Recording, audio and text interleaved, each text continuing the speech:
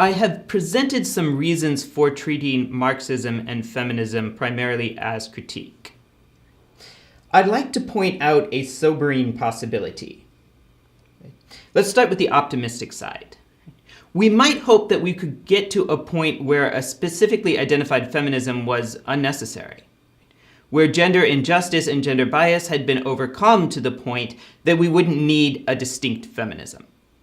In particular, when we're talking about issues of justice, we might hope that specific injustices against women, were minimized to the point that we wouldn't have to talk about feminist critique anymore. We could say the same thing about Marxism. If we don't go with a completely Marxist theory, we might hope that we get to the point where there's enough economic justice that we no longer need Marxist critique.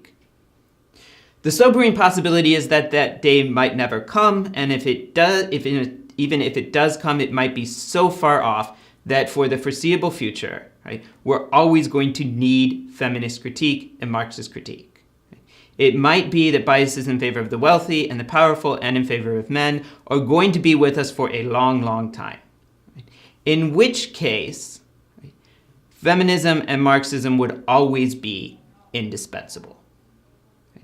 That's not a criticism of feminism and Marxism. It's more a statement that if we think of it in terms of critique, we might hope to get to the point where the critique was no longer necessary because there was nothing to criticize. But if that will ever happen, it might be a long time coming, in which case we're going to need feminism and Marxism as an important resource to understand society.